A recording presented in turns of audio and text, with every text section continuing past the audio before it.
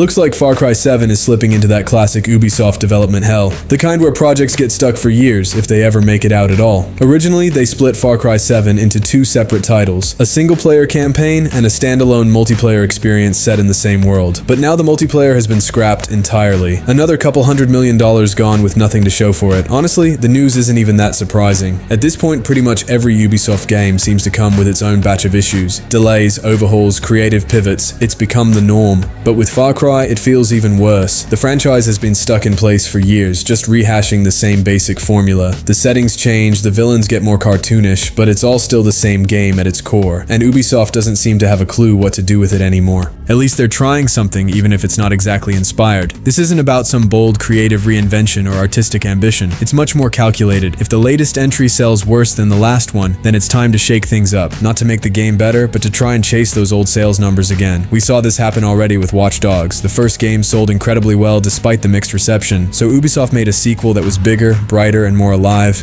and it still sold worse. That led to Legion, which dropped the main character entirely and leaned into experimental territory. It flopped so hard they just shut the whole series down. As for the cancelled online Far Cry, it was being developed under the codename Project Maverick. The idea was to create a PvP survival experience set in some brutal snowy wilderness, probably Alaska. Players would be dropped into a harsh, frozen environment filled with wild animals, hostile players, and unpredictable weather. The goal? Stay alive, gather resources, and eventually escape the zone. It sounded ambitious on paper, but in reality, it was a mess.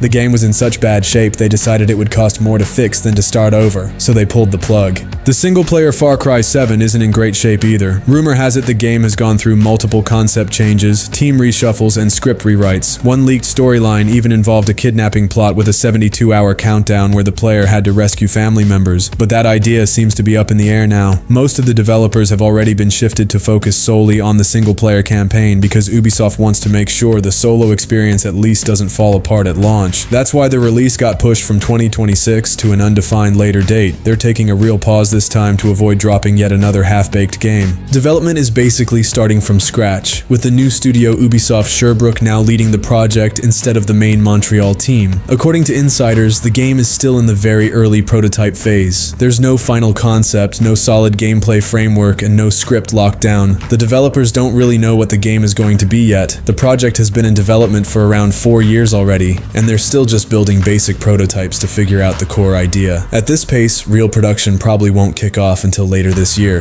This fear-driven approach becomes clear when you look at the huge expectations Ubisoft places on its big titles. For example, Assassin's Creed Valhalla brought in $1 billion in a year, so naturally they expect Shadows to do even better. That's how big publishers think. If a game makes a ton of money, the sequel has to make even more. So even matching previous sales can be seen as a failure. That pressure is exactly why Far Cry 7 is undergoing such radical changes. Ubisoft knows they can't just release another Far Cry with a villain front and center in the same old outpost clearing formula. That approach is outdated and no longer sells. If it doesn't sell, it needs a reboot. One big enough to shake up the market, or at least sound ambitious enough to get investors on board again. Basically, Ubisoft is trying to squeeze every last drop out of a brand that's losing steam. Instead of giving the series a proper break or a fresh creative reboot, they're doubling down on scale, survival mechanics, multiplayer, and other supposedly safe ways to make money. That's why we keep seeing cancellations and constant back and forth. Far Cry 7 is supposed to be a new starting point for the franchise, but the real question is whether Ubisoft can make a game that actually matters and excites players, not just one that looks good on paper for marketers and executives.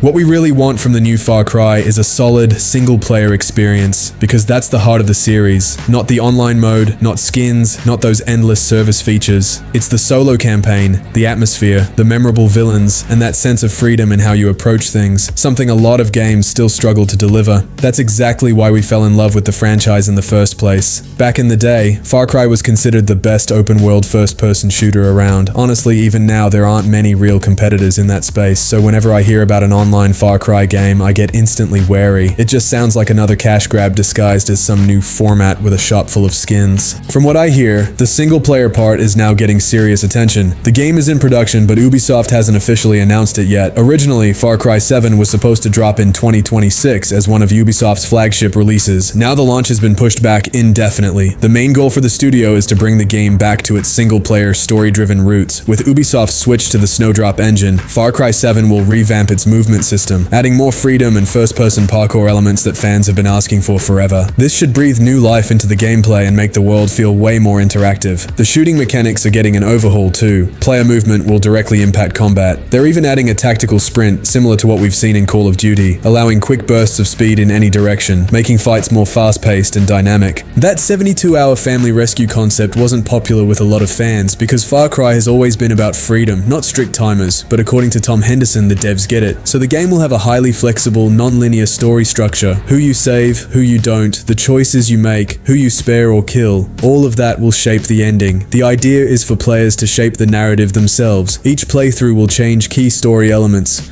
where your family members are, what events unfold, which enemies side with who, what camps are active, and so on. Basically, you have 72 in-game hours to save your entire family, but if you fail, you get a bad ending and have to start over. Ubisoft is trying to hit two targets with one shot. They want to refresh a gameplay formula that fans have been begging them to fix for over a decade, and at the same time boost replayability so it's not just another grind-heavy 100-hour game about capturing outposts and hunting animals. If Ubisoft actually commits to meaningful choice mechanics, where you're not just clearing checkpoints, but genuinely impacting the story, it could really work. Imagine helping some random hostage who later gives you a lead on where your brother is held, or sparing an enemy who later comes back to help you out. This kind of organic gameplay with real consequences is exactly what Far Cry could have become a long time ago. Picture a whole game built around these decisions where every choice changes the story and each run feels unique. But then I remember, it's Ubisoft, and my anxiety bells start ringing because this all sounds suspiciously like a cost-saving move. Instead of building a huge detailed map with 70 hours of fresh content, they might just slap a timer on you and make you run the same areas over and over. I'm super skeptical right now. Still, the concept is weird but intriguing. If they pull it off, it could be a hit, but for now, I'm cautiously interested. Very cautiously.